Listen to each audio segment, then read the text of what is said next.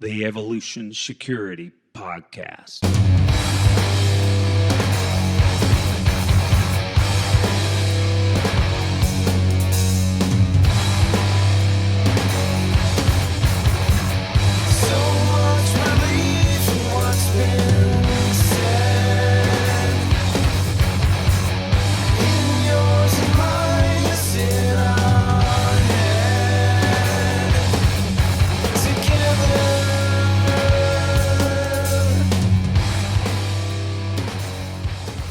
Let's talk about an awesome training opportunity.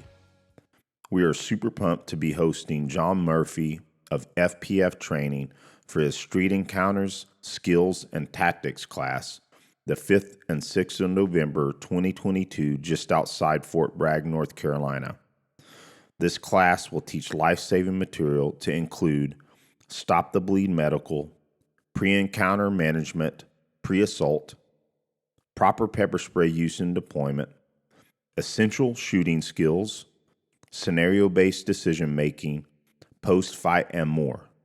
For tickets, go to our show notes and find the class link, or go to John's website, fpftraining.com, and look for the class in his course calendar. Also, listen to John on our podcast, episode 66, to learn more about him and tap into his vast knowledge.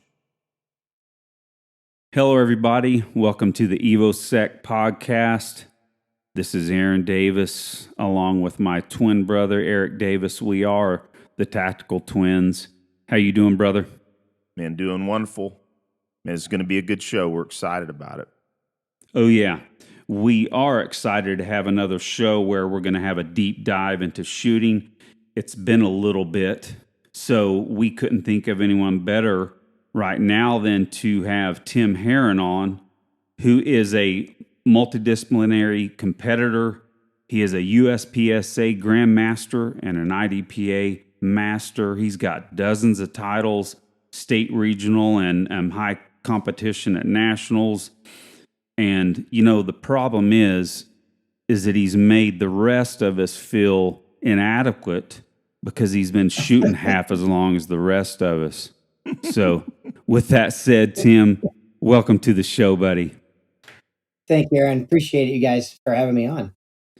Well, it's Eric's been telling me about you for a while, and, you know, we'll talk about when you guys met up later in the show, but I've been excited to have you on for a while, so we're glad to finally do it.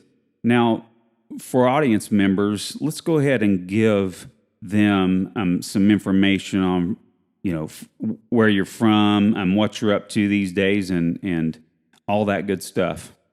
Sure. So, of course, I'm Tim Herron. I'm owner and of course, I'm the only lead instructor of Tim Herron Shooting LLC. I've been in business full-time as a full-time national level trainer since, I want to say about mid 2018. When I was very, very fortunate and blessed to be able to walk away from a 23-year career as an automotive technician in the automotive field. Oh, cool. To pursue teaching full time.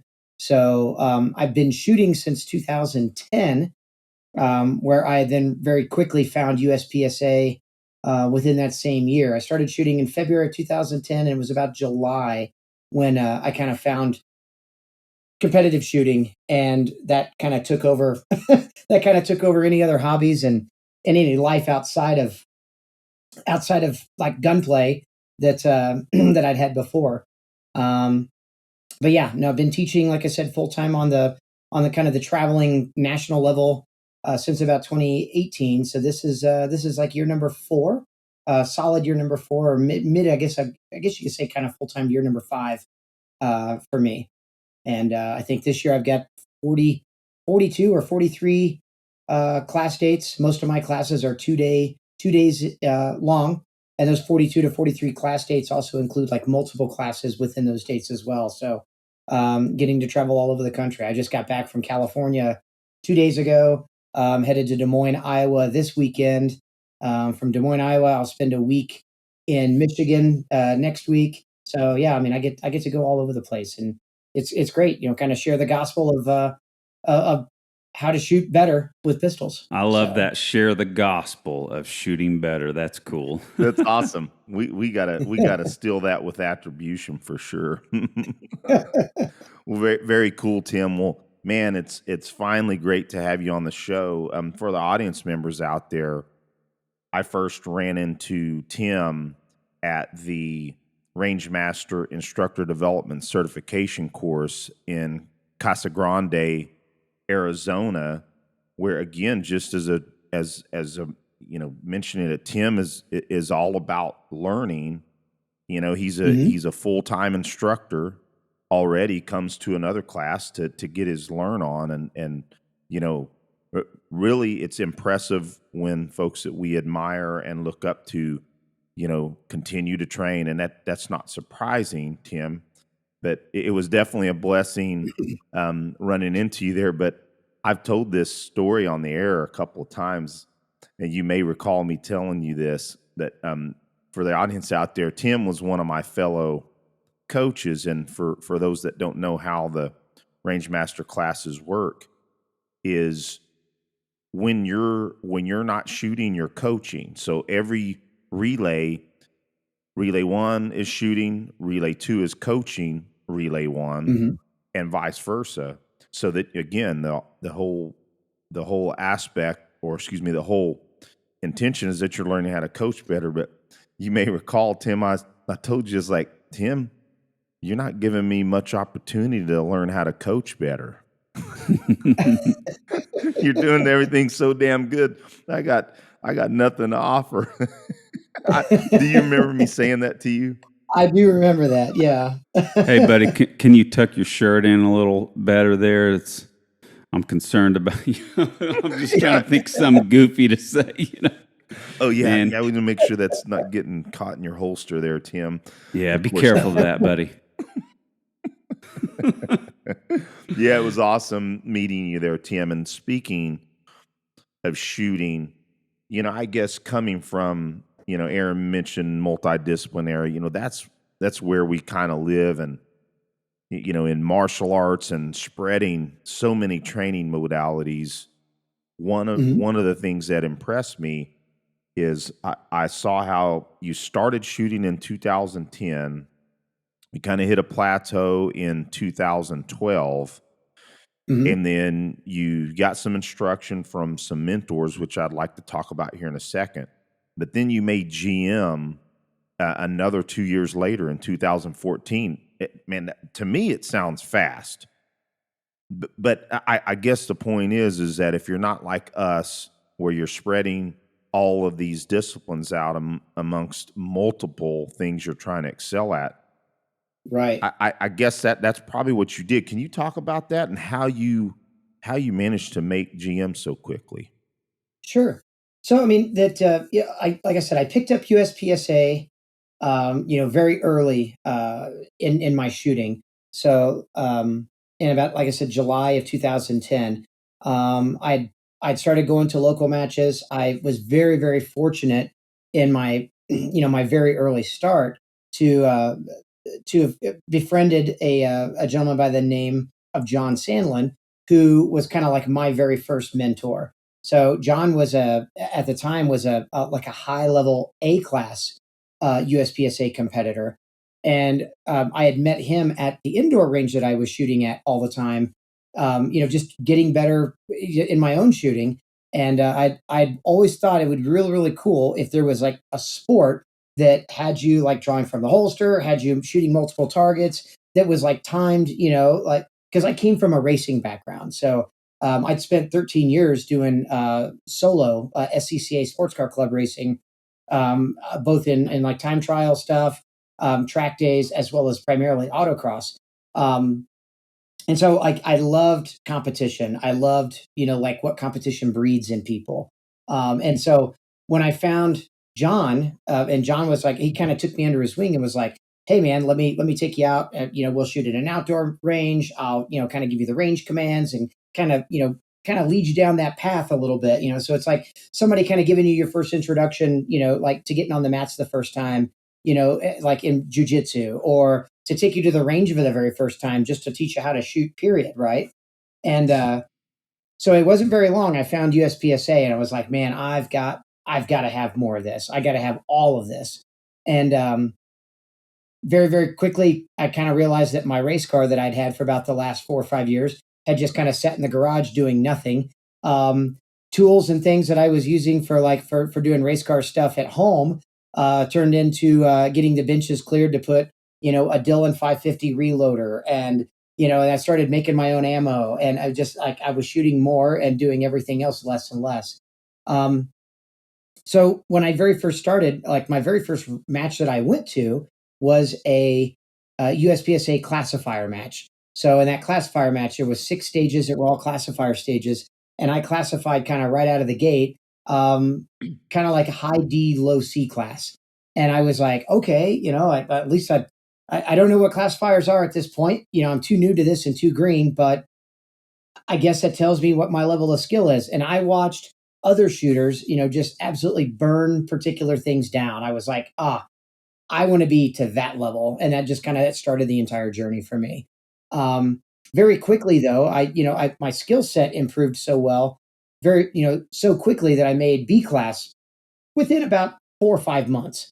And then I kind of stayed at that perpetual B class shooter, which a lot of folks also, they kind of fall into that same hole themselves for a couple of years. And it wasn't until I sought out some instruction with who now has been one of my ultimate mentors, both as a student, of the sport of shooting, as well as one of my strongest mentors as far as just as an instructor as well was Michael Seeklander. Mike Seeklander was, I saw him competing on Top Shot. I kind of knew who he was, just through in the shooting community. Knew he did a lot of IDPA and USPSA and things, and then of course where I'm originally from was Kansas City, Missouri, and he was the director of training at uh,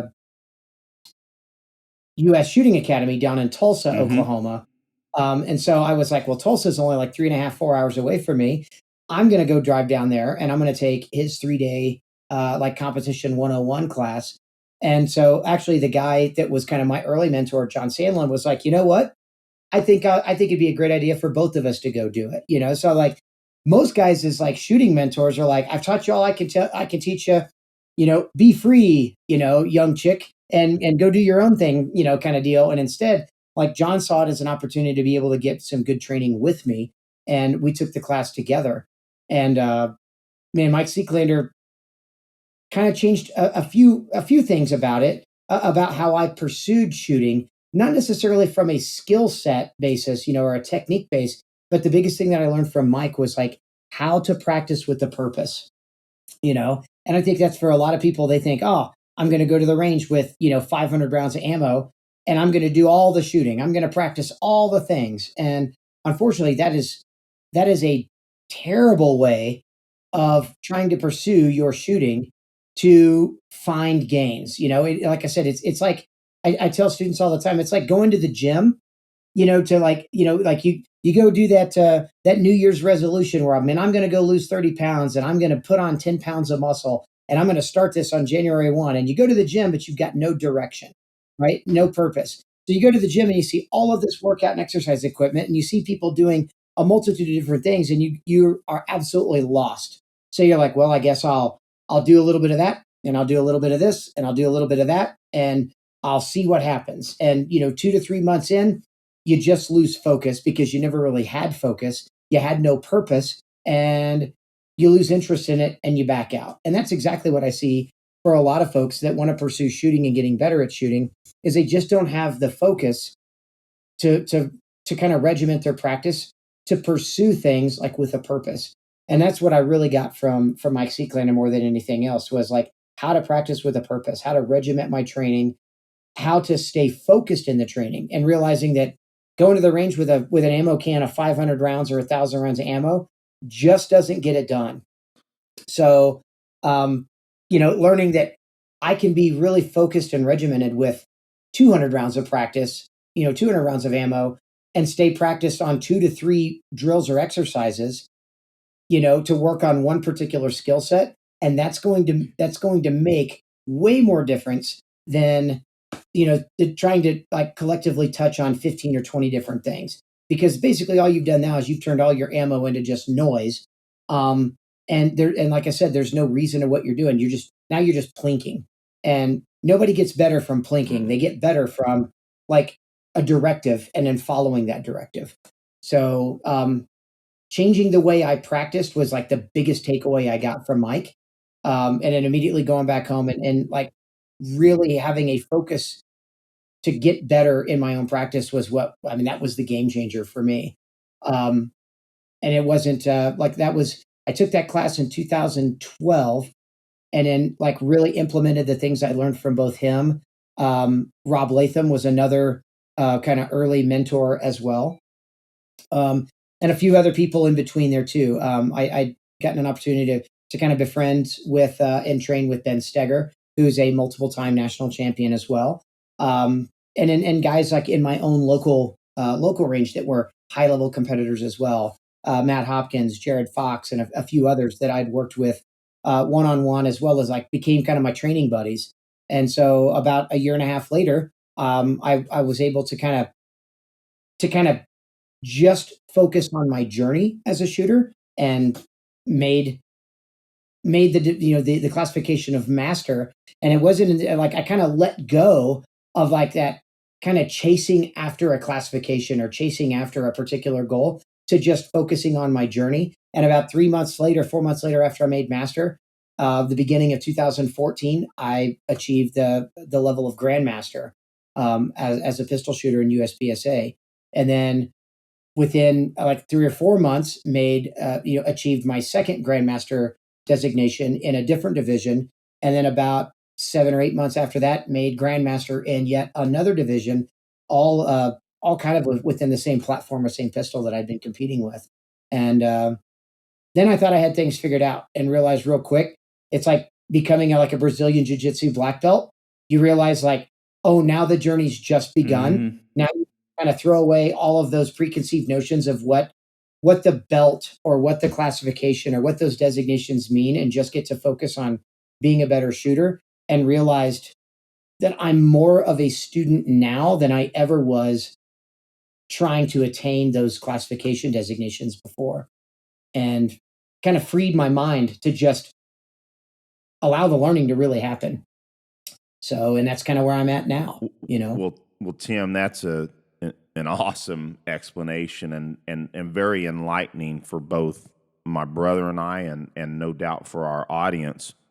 So I'll say a couple of things based on that. Is number one, Mike Seeklander, as you know, Aaron and I have not taken any of his classes as of yet.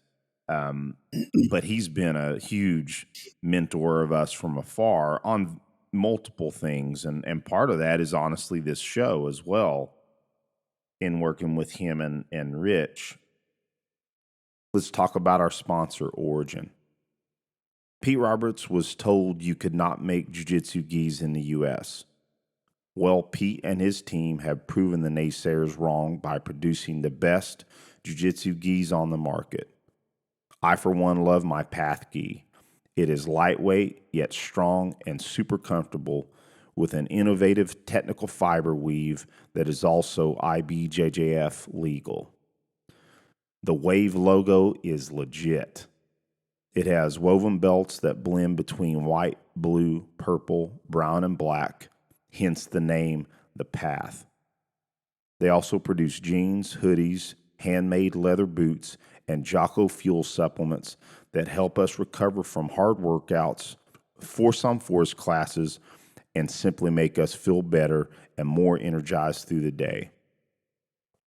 I just finished a hard workout in my garage gym and rewarded myself with a delicious mint chocolate milk protein shake and coconut milk. Man, it's like dessert. If you're looking for any Origin products, please go to our show notes and click on the affiliate link, or look for the icons in our blog section of our website at evosec.org. It helps us keep this podcast free and keeps the lights on. If you get something out of this show and you feel like helping us out, use EvoSec10 for 10% off at checkout. Now, back to the interview. it certainly piqued my interest when you spoke about the purposeful practice. And so I'm going to ask a technical question. During that period of time, what was your typical dry fire practice?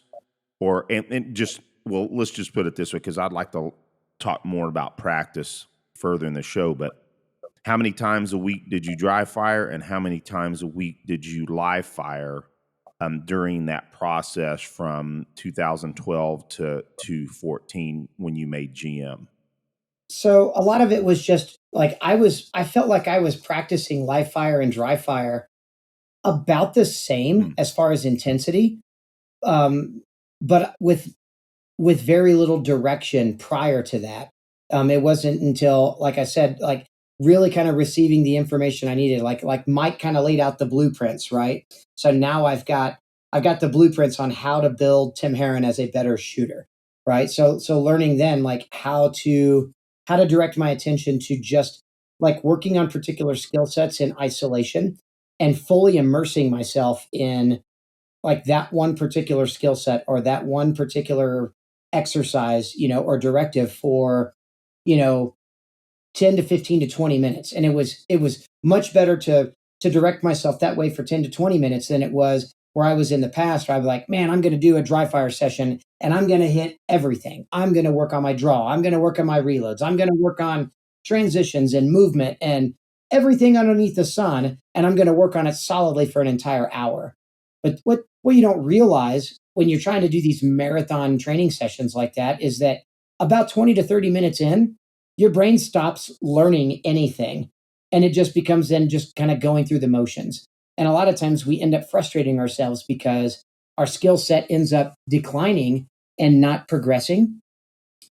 So then we end up spending 30 to 40 extra minutes of time just trying to not digress, but instead trying to progress, right? So it's like, I'm flubbing these reloads all the time, or oh man, my hand's now not hitting the same spot on the holster every single time. And instead of myelinating in the good stuff, we end up myelinating in the bad, trying to correct the bad with the good.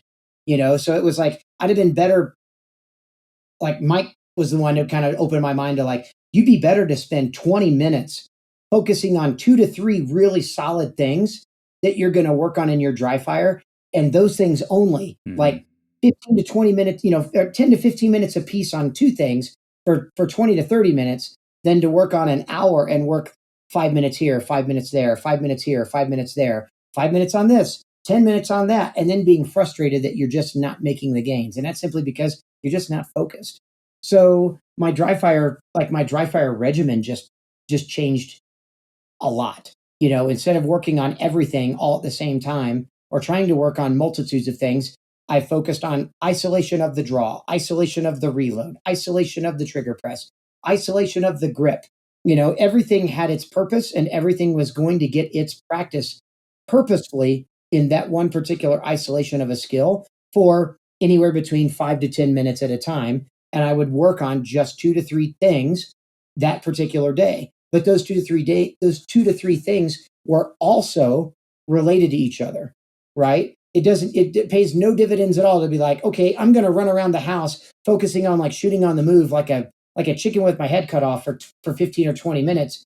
And then, oh, okay, now that I've been doing all of this craziness with the gun, let me now go ahead and focus on like mitigating any movement with the gun with a good grip, and then just gently pressing the trigger and focusing on just trigger control. Well, after I've been violently pressing the trigger and moving the gun around, like that, you see where now there's a loss of direction on what it is you're doing, right? So it's like I want to be aggressive when I need to be aggressive, and then I want to focus on good control aspects of my shooting and other aspects too.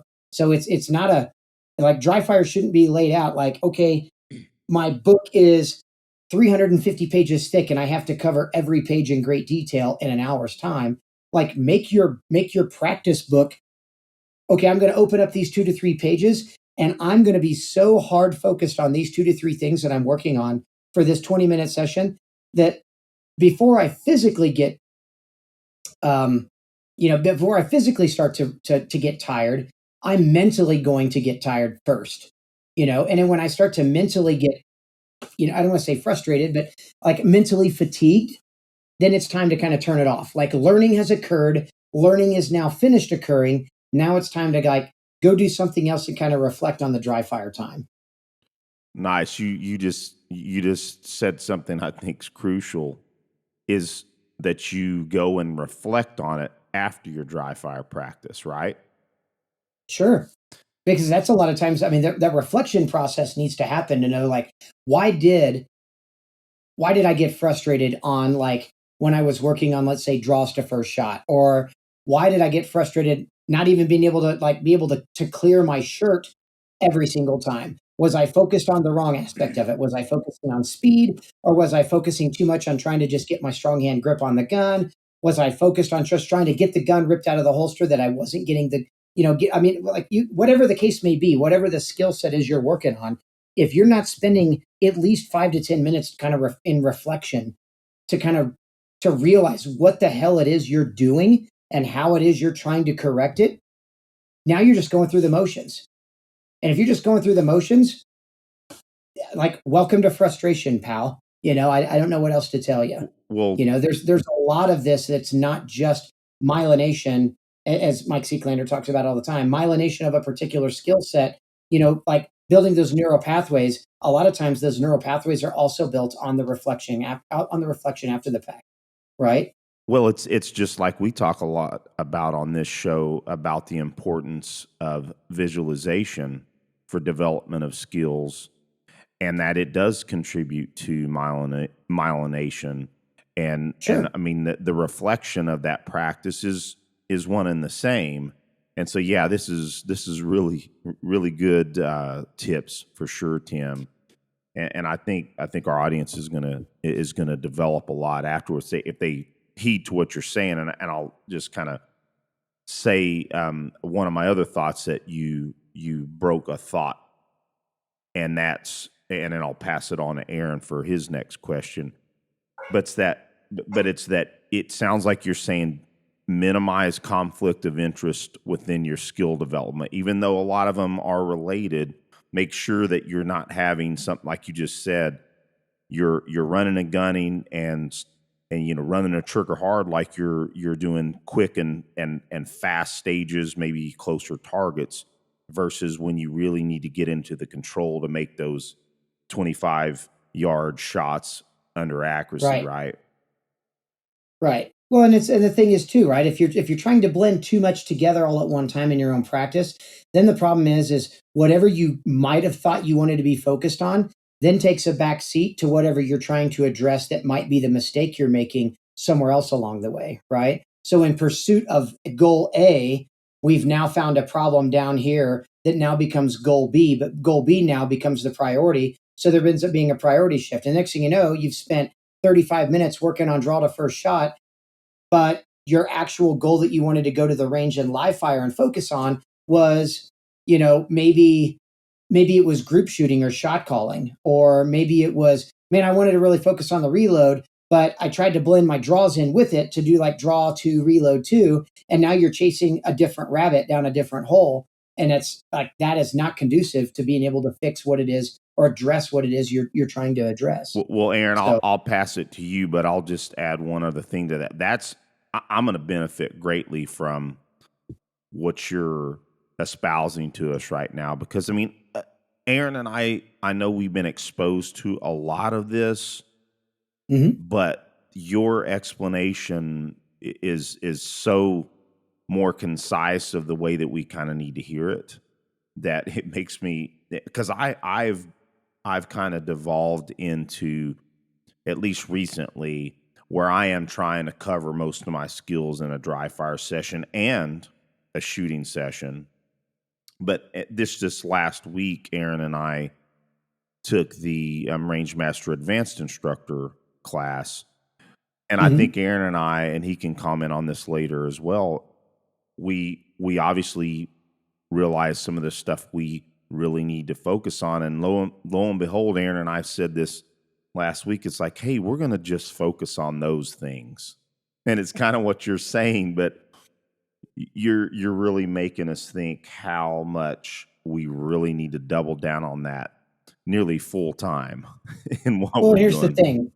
thing. Here's the big thing, right? So if you're going to the range and you're like, man, I want to touch on a little bit of everything, are you've got to understand and know what it is you're seeking from either that live fire range session or that dry fire range session, right? So if my dry fire becomes like, man, I'm going to work on a little bit of everything. Are you in learning mode or are you in validation mode?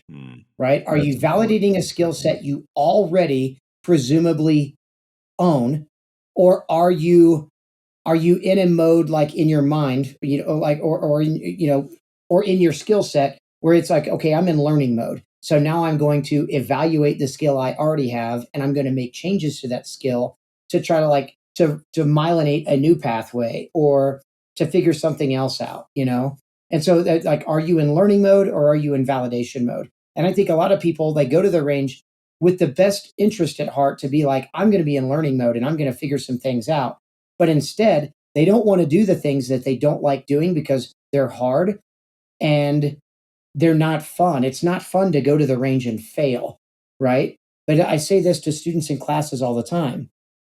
If you're going to the range or you're going in your dry fire dojo or whatever it is you're doing to practice, and I use the air quotes here emphatically, to practice what you already know how to do well, basically all you're doing is validating a skill you already own. You're not getting better at anything. In fact, you're not even practicing.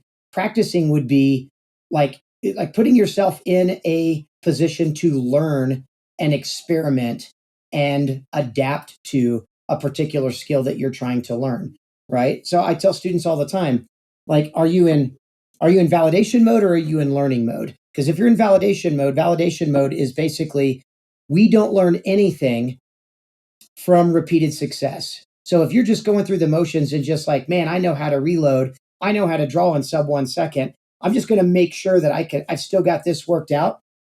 All you're doing is validating, right? That's like I good. said, we don't learn from repeated success. Where we start to learn is from recognized or observed failure. So I've got to be able to put myself in I've got to put myself in kind of an uncomfortable situation to realize that the learning happens when I miss the grip or when I miss the target or when I'm pushing myself beyond my limit that's causing me to make mistakes, because those mistakes are the things that I'm learning from, right? That's when actual learning is happening. If you're just going through the motions and you're like, man, I'm going to go to the range and I always do build drills at 7 yards because I'm good at them. You're not in learning mode. You're in validation mode. And if you're in validation mode, guess what? You're not going to progress. And now you have sought out and found a plateau. And when you're plateaued, everybody hates to be at a plateau, but nobody knows what to do to get beyond that plateau.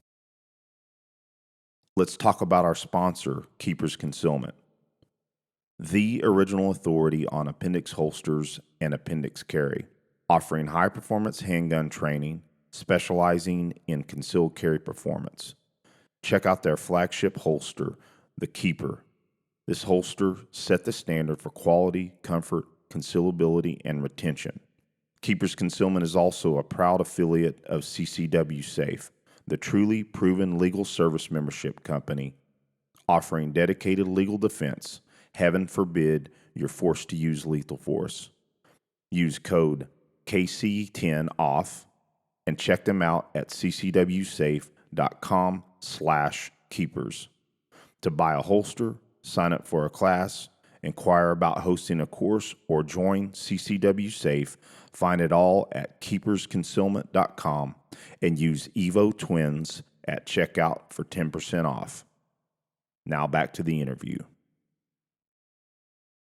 I find it interesting how this conversation has gone because of, again, this last course that we took, and it really made the things that I'm going to get the most dividends from in increasing my skill set as a competitor. Main thing is, I know it's real simple to say, but single hand shooting. It's just it's something, especially if you're a right-hand shooter, left-handed shooting. It's so humbling, and it feels so foreign if you haven't worked on it, which I have not enough. And my scores would have been a lot higher in that course last week if I had worked on those. And I have new vision because of cataract surgery, and I have not worked on 25-yard bullseyes. I don't remember ever, because I couldn't see well enough. It was just I would be all over the paper. Now I can finally hit the black. Nearly, I can hit everything in the black, but at the same time, I need to refine that and really understand what's pulling me into that X, as opposed to just, I'm seeing better, so I'm shooting better.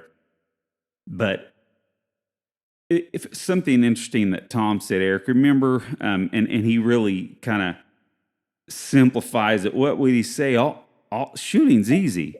All you have to do is aim the gun and press the trigger without disturbing the, without moving the gun. It's that easy. Well, his kind of funny, because and Tim probably recalls this, that he's a jokester too. Some of them are old man jokes sometimes, but they're still funny. But Aaron, specifically, he says, align the sights, no move gun.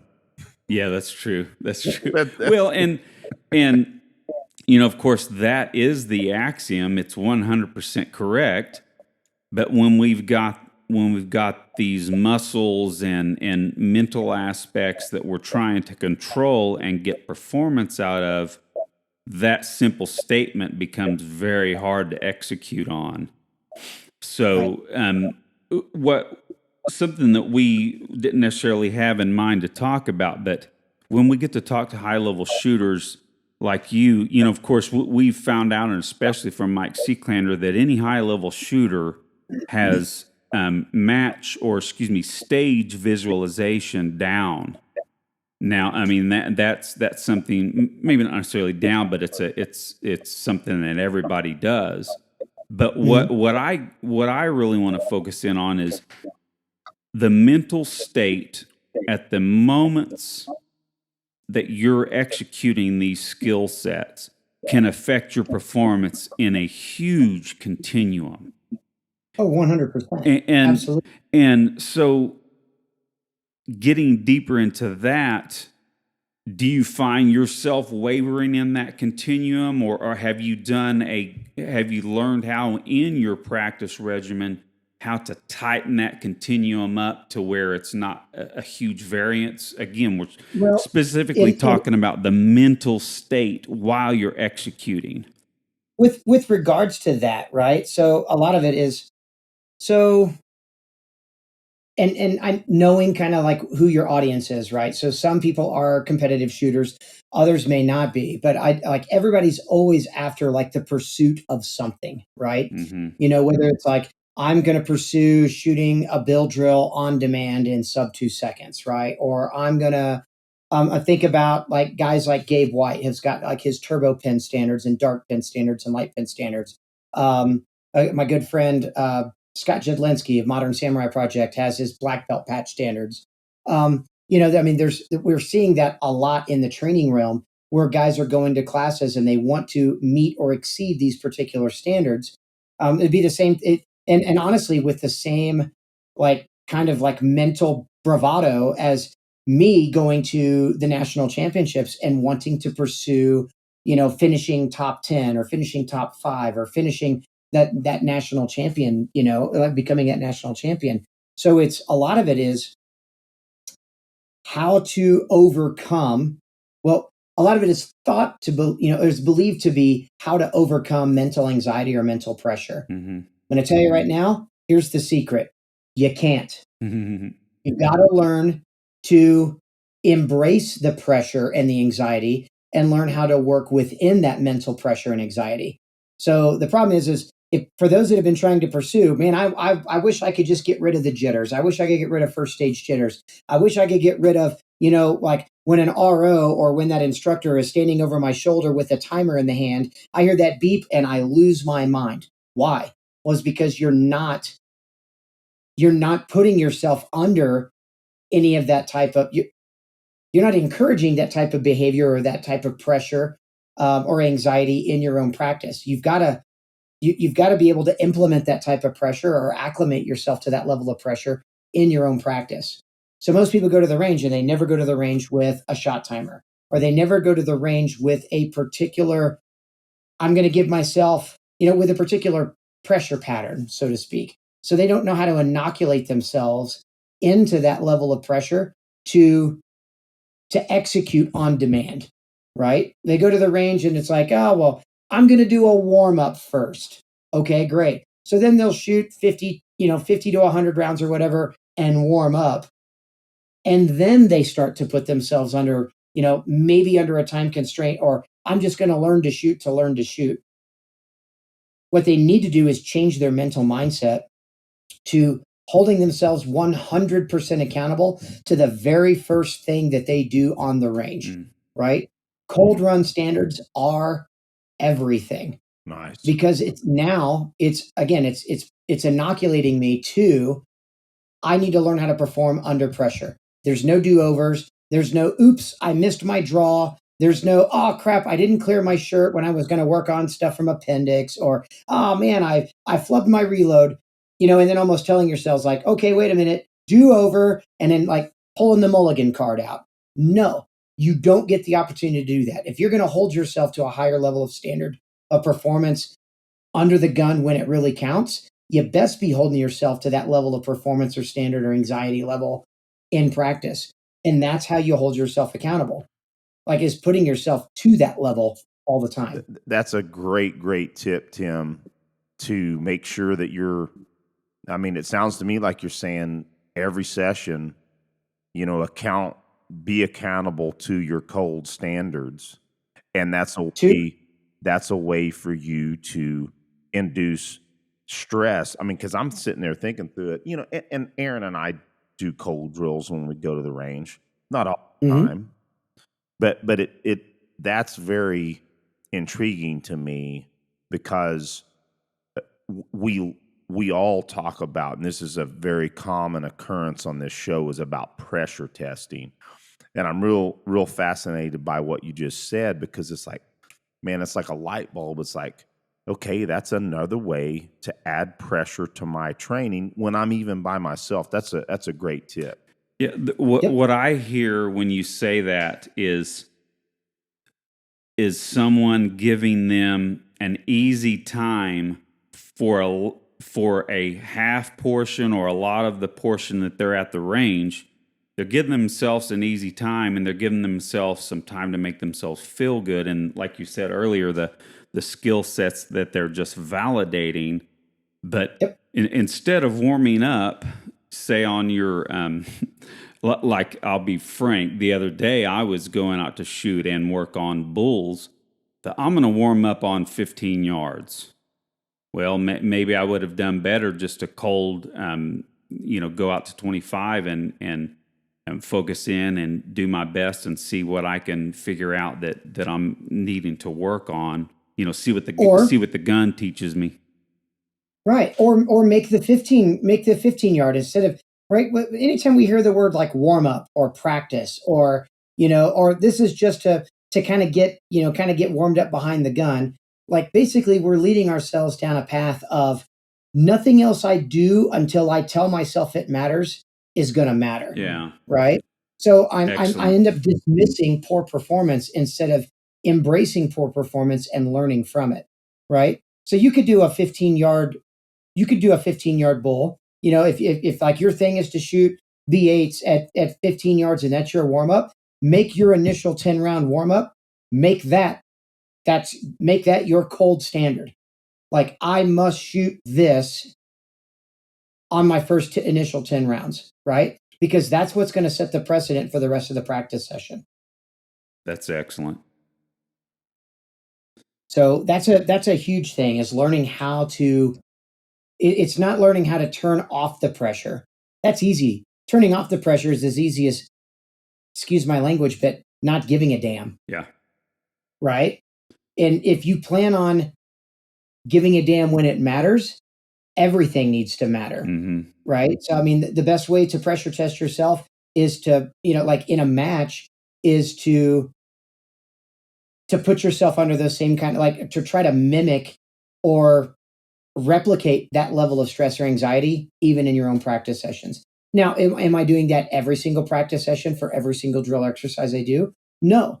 But at the same time, I have to do it and know to do it enough so that when my heart starts to beat really, really fast, or I start to get sweaty hands, or kind of like, again, that stress inoculation starts to really creep in.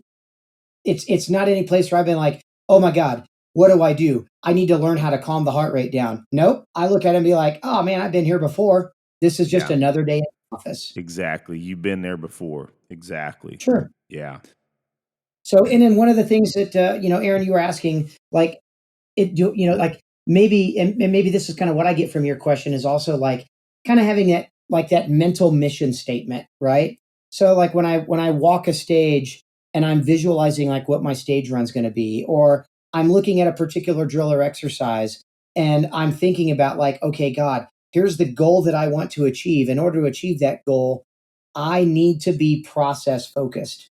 And so my process is two steps, right? My process to me is, there's two things that I'm 100% unequivocally focused about, and only, and that is gripping the gun and managing the sights. If I do those two things, regardless of how I press the trigger, regardless of how fast I get the gun out of the holster, regardless of how fast I shoot my splits, regardless of anything else, if I focus on those two things, just gripping the gun and managing the sights as a process, the time of whatever it is I'm trying to achieve is just there. Mm-hmm. The goal that I'm able to achieve becomes easy because I'm focusing on, I just need to focus on my process. Like, as long as I'm just doing that, everything else falls into play. If I start focusing on, oh crap, I got to get the gun out really, really fast. I hope I can beat this drill. Or, oh man, I can't believe I'm doing so good on this. Now I've taken myself out of my process and I'm starting to focus on a result. The moment you start to focus on a result, that's when bad things happen. Mm. So, and I do something similar, actually almost exactly that. Right now, I do better if I try and pace myself, not outrun my, let's say, my dot management, for instance. Right. I don't want to outrun that. So I actually say, okay, grip the gun, pace yourself. Now, a lot of people may feel that's a wrong approach, but when it's like me, when the buzzer goes off, I tend to want to outrun my skill set. So it's just something I need to work on. But I just find it interesting because we really can, when we're doing all these things, we've got billions and billions of muscle twitches and those myelinations, the synapses firing, everything going on between our brain and our limbs and fingers, etc.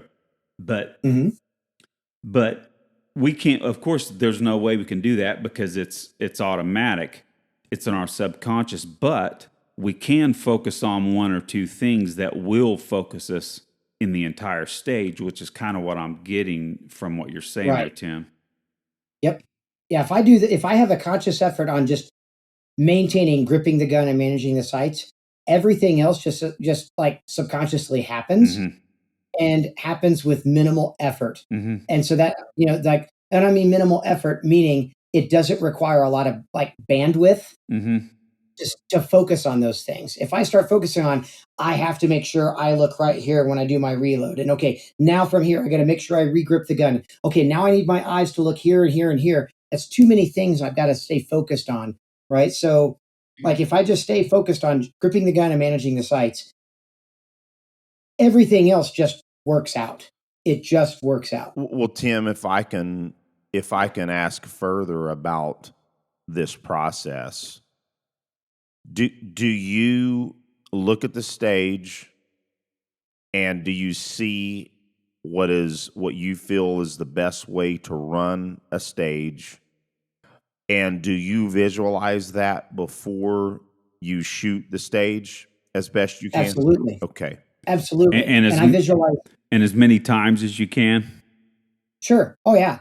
So I mean, like I typically go into a major match, right? So like we're talking like going to nationals or Area One. I just won the Area One single stack title a couple of weeks ago in Awesome. Boise, Idaho. Um, but like going to a major match, I always try to go a day ahead of time. So like if I'm scheduled to compete, say Saturday and Sunday, I want to get there on Friday so that I can walk the stages to kind of to be able to better visualize what points I want to hit, where I want to be, where do I want to have the gun up ready to shoot, and I'm looking at all of those things. It's not just find all the targets and figure out some sort of plan. It's like okay, once I figure out where all the targets can be seen from, then I'm going to break those targets down into arrays. I'm going to look at this array, and and not only do I want to look at this array, I want to be able to see this array in its entirety. I should be able to close my eyes and tell you exactly what each target looks like and what each point on the target I'm visually looking at to drive the sights to that particular spot on the target. If I can't go back and do that, like with my eyes closed, I go back and I walk the stage again. And I walk the entire stage in its entirety. I'm also looking at things like where do I want to have my feet in this particular spot in order to see these particular targets of that array?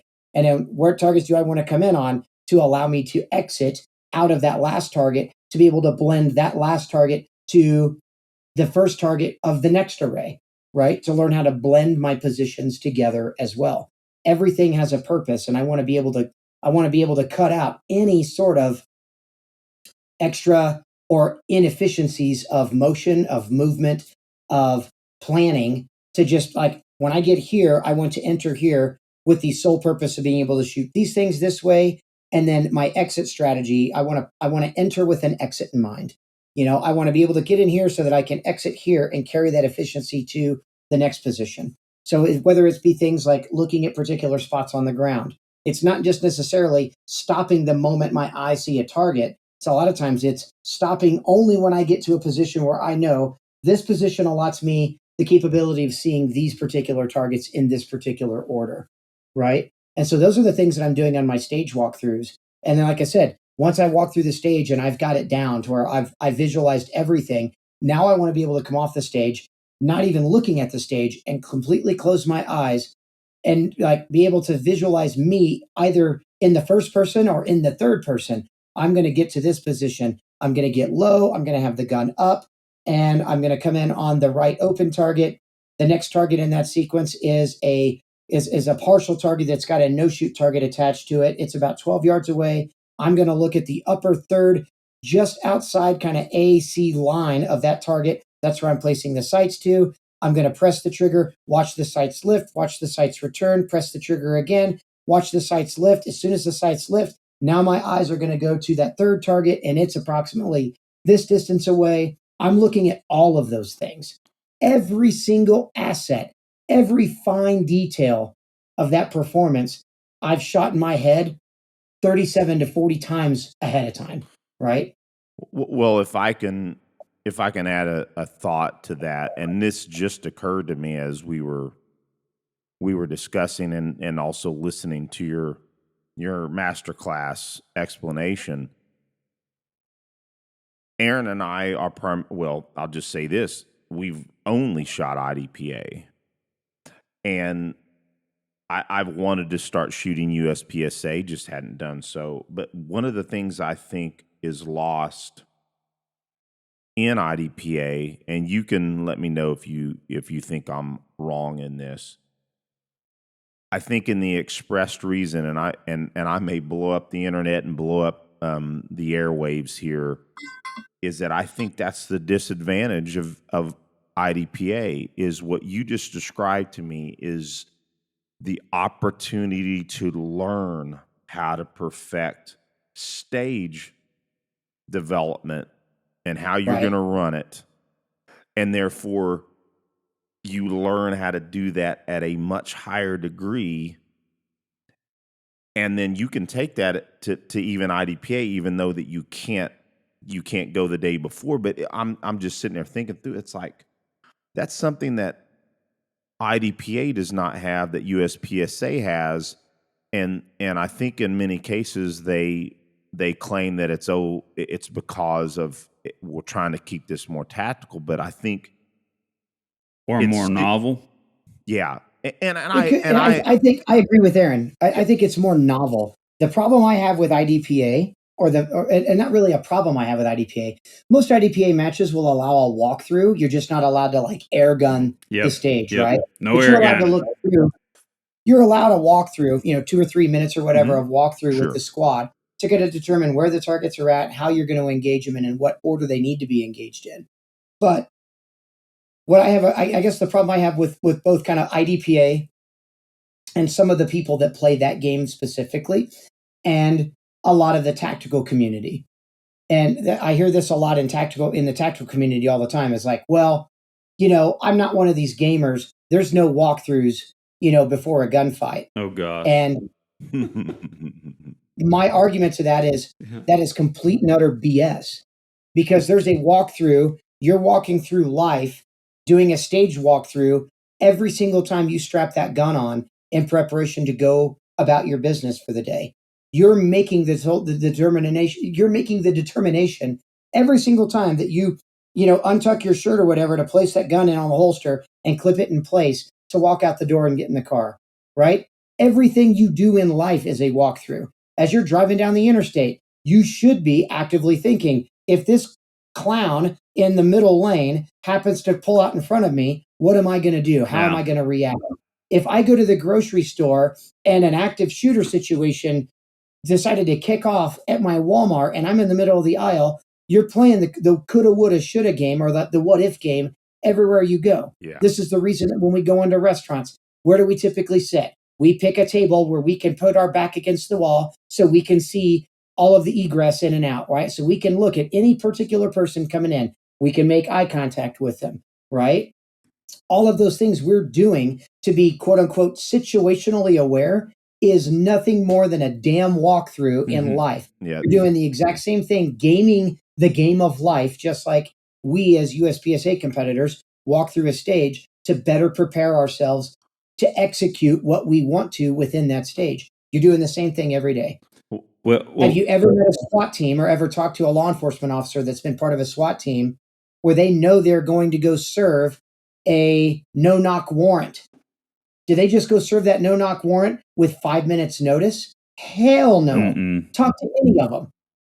They spend days on end in preparation. I need to know how many entrances and exits of doorways are there in that house. What is the typical construction of that house? Many SWAT teams will go get construction blueprints for that particular house from the city planning council or committee so that they can make sure that they know there's this many rooms in the house. The doorways are here. The windows are here. We want to cover any egress or ingress there is in there to make sure that we've covered all of our bases, to make sure we're prepared for the fight that it could be ahead of us. So I think it's, again, I get really, really emotional with this when people like claim that USPSA guys are the only ones that game anything.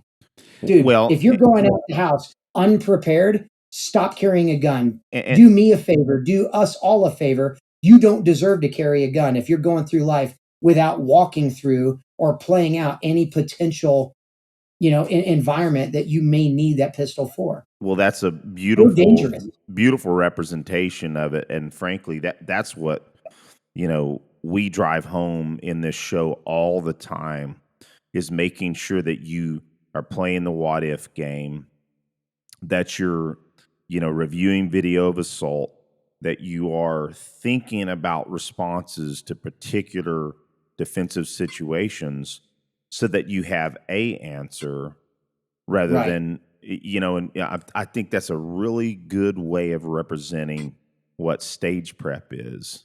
It's very much, man, that's a great way of putting it. And And Well, those types of individuals, we know they just don't get it. And there may be some of our audience members that think that way. We would hope that they would listen to the discussion and take away that could help them if they think about stage prep that way. Aaron, go ahead. yeah, I just kind of want to comment further on what Tim's talking about when it comes to especially the guys that look at. I have two things that it's a dichotomy. The guys that look at it and go, "Man, this isn't tactical," or they look at it as it is too tactical. And on those two sides also, you have the people that say, "This isn't training." Well, to me, yes, it's not. You're not doing tactical training. You're not. There may be tactical scenarios in IDPA. I don't think there's as much of that in USPSA, but the main thing is you are training by working very hard on getting automaticity, however you pronounce it. Sorry. Automaticity. Yes. Basically just fully subconscious manipulation of a pistol. You're getting that down so you can make decisions in real life.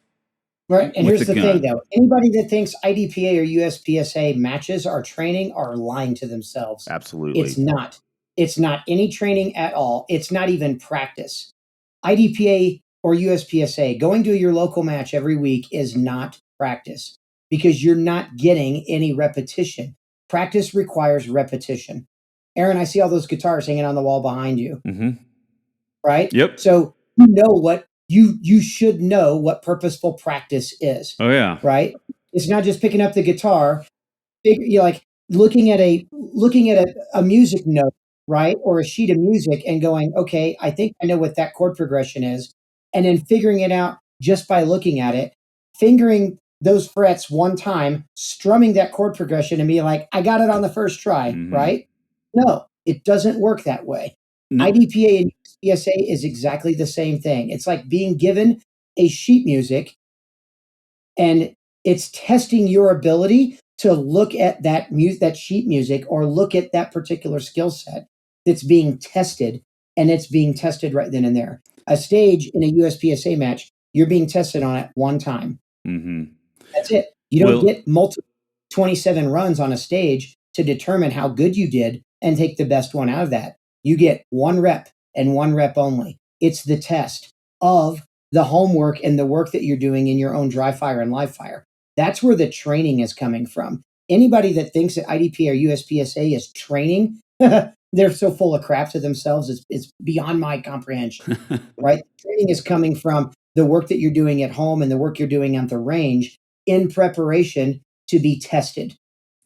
Well, and IDP or USPSA is simply the test that is coming in a non-violent atmosphere to allow you to test your skill set in gun handling and pistol craft. That's it. Well, and as you were talking about your purposeful practice, I of course practice that purposeful practice when I go to the range. I'm sure I'm not even as close to as finite and detailed or as intense about shooting as you are, but this is I brought this out because this is my practice notebook. I think I've talked about this before, but all of that is practice planned before I pick up the guitar. So it's the same type of thing, and the fun thing is I played guitar for 33 years. And my favorite part of playing music, even though I perform and record and perform for thousands of people, this is my favorite part of music because I love the process of getting better and playing, arpeggios and 16th notes to a metronome may be boring to some people on the outside, but since I know how valuable it is, it becomes fun to me, and which I think the same thing would be when we're isolating, getting the grip on the gun from concealment, or simply isolating, getting the magazine to the mag well, or breaking things down in micro drills. It's the same thing, and it becomes fun. Right. Well, and one thing I would like to comment on, and I absolutely agree with you, Tim, about that it's not training. What I will tell you is that, and I'll let you comment whether you agree with this or not, is that the opportunity to have pressure placed upon you is always valuable. Mhm.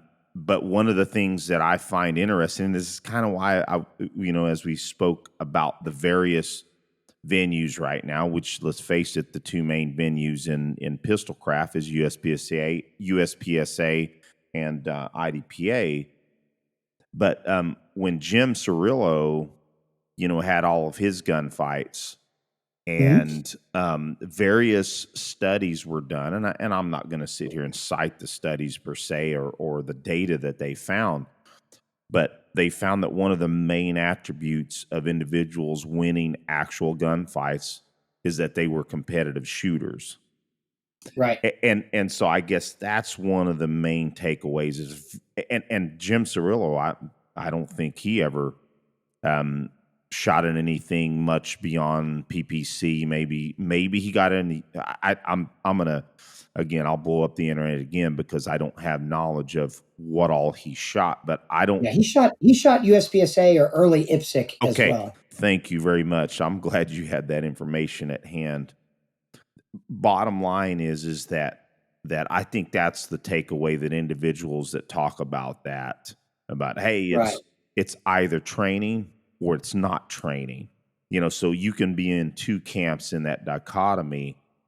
But I think that the main takeaway that anybody listening to this show hears from this is that we're all about force on force. We think it's, all of us that are in this walk that really believe in it, we believe that that's one of the most crucial training venues that you can take upon yourself and self-select into. But competing in whatever game it is, and you're putting yourself under pressure, there is still tactical value, regardless if it's a tactical stage or training. Would you agree? I would agree with that. I think I said I think the value there is being able to kind of pressure test skill sets that you already possess, right? So, and like I said, it's the test. It would be the same thing as, and if you guys can kind of reflect back with me to the days when we were in school, right? So the days we were in school, a lot of times you were given a pre-quiz or a pre-test about things that you may or may not already know on a subject in school, right? And that's exactly what USPSA or IDPA or any of the shooting disciplines allow us to do. Is sometimes for somebody that's new, they go and shoot the pre-test. So they go and they go and shoot a match and they go, oh man, I really suck at this, and this. But it also allows them and kind of gives them the education of, hey, look at these things that you identified that you're bad at. Guess what? Go work on those things in training and practice, right? To myelinate better ways to do them. And then come back next month to shoot that match again to see how much you've been able to improve that particular skill. That's called practice. The match itself is called the test or the quiz of what it is that you're actually trying to accomplish. That's good. Right. That's good.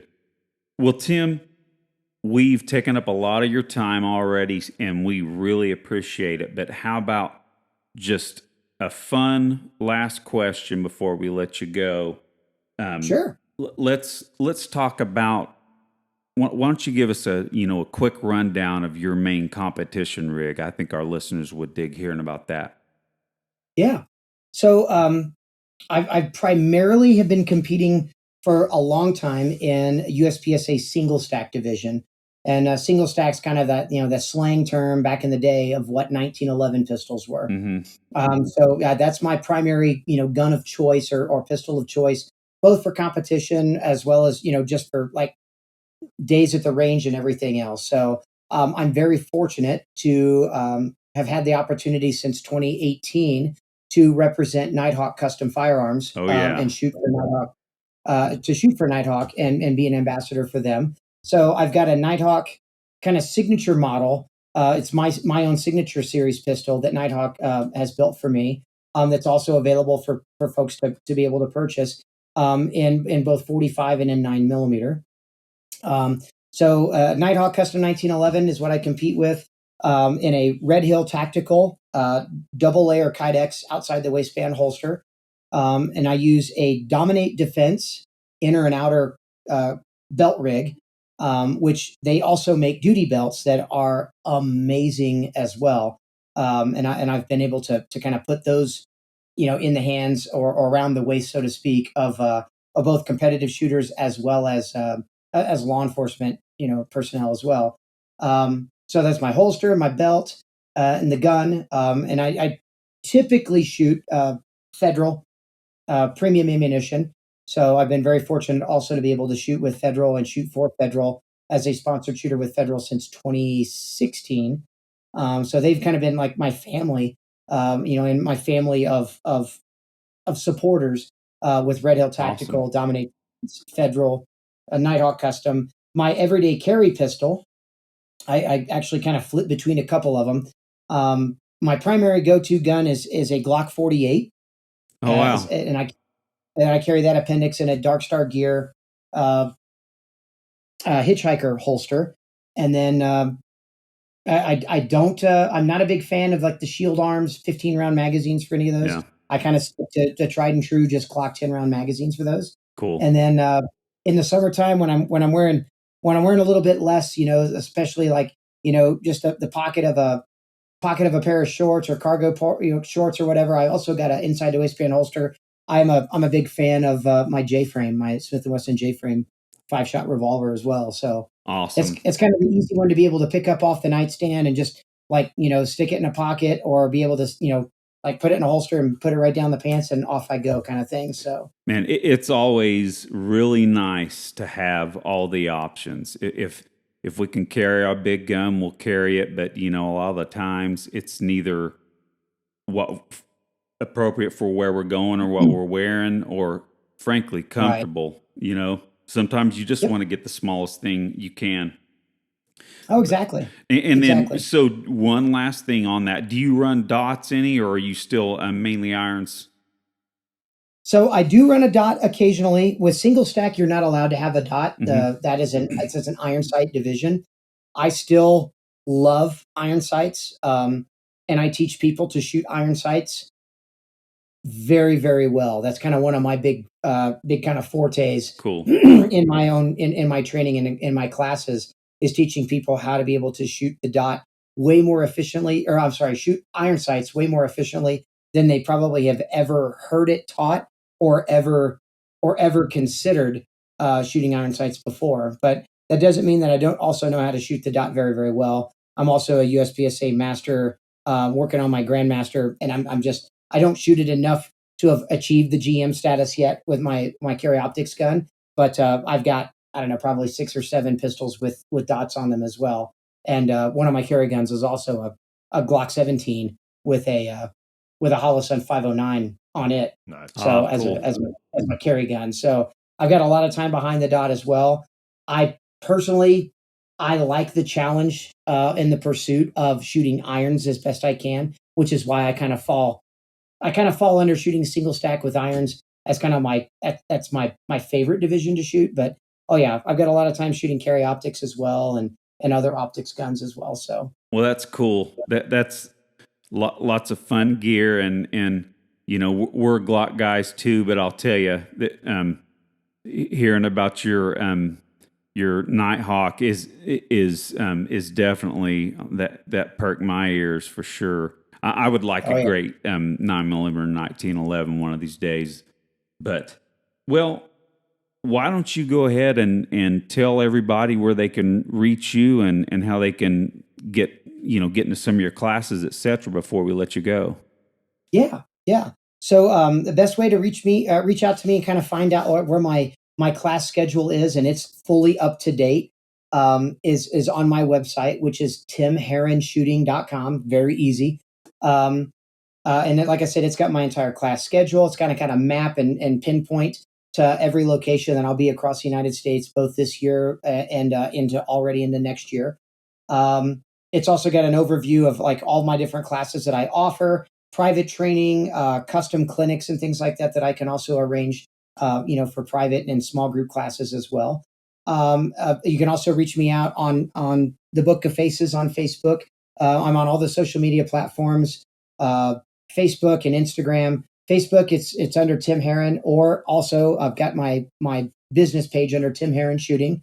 You'll see a pattern here. My Instagram page is also Tim Herron Shooting, and then I've also got a YouTube channel that has got 60 to 70 different videos. Some of my match videos, but more or less, more of those are all kind of how to shoot better videos. They're all instructional videos and things like that, where I break down a lot of technique and a lot of curriculum. Also, kind of for free on internet, on the internets for YouTube. So if you're not following me there, that's a great place to follow me and get a lot of really good, free information. The only social media I'm not on is Twitter, and I just refuse. I think it's a waste of time. Yeah. But yeah, I mean, like I said, TikTok, Facebook, Instagram. I'm on all of the big social media platforms, as well as, like I said, and I respond. I make it a habit, or I make it an effort to respond within 24 hours of anybody reaching out to me. So if you want to send me a private message through Facebook, or send me a DM on Instagram, or any of those kind of things, or even send me an email, via through the website and things like that, I'd love to hear from you. If you're interested in taking a class, or maybe don't have a class, scheduled in your area, reach out to me. I'd love to be able to schedule classes in new areas all the time and all over the country. So Tulsa, Oklahoma. Yep. I would love to come to Tulsa. So Rayford, North Carolina. Shut up, Eric. I'll be in Oklahoma City in October for my 3-day instructor development program. Oh, cool. And that's at Mead Hall Range, where Bill Armstrong owns that one. Eric, you said you're in South Carolina or North Carolina? North Carolina. I'm outside of Fort Bragg. Okay. So I know for sure I'm going to be talking to Tim Kelly of Apache Solutions tomorrow. Tim wants to host me out there next year in North Carolina, at his range do you next know year. roughly I'm where? also scheduled to be in Oxford, which is just outside the Raleigh-Durham area, close enough for me. at Tony Norton's place. Cool. Okay. Excellent. Well, and maybe at some point, maybe not next year, because you'll already be here, but we can talk about bringing you here as well to my local area, and I'll host you. I would love to. I would absolutely love to. Cool. Sounds great. Well, Tim, thank you very much for your time. You've definitely given us an excellent set of instructions and education that the audience and Aaron and I will definitely benefit from. Yeah. So thank you very much for your time. I mean, it's been over a year that we should have had this done. So it has. No, and I'd love to come back again too. I mean, if this is something we could expound more on, some other things, given some more time. We've got lots of stuff we'd like to talk to you about, and we certainly ensure that we have repeat offenders. So we'd love to have you along again multiple times. So awesome! I'd love to come back. Well, you have a good night, and again, thanks from Aaron here. And you just be safe and have fun traveling and teaching this weekend. I will for sure. Thank you guys so much. Take care, Tim. Bye. Take care.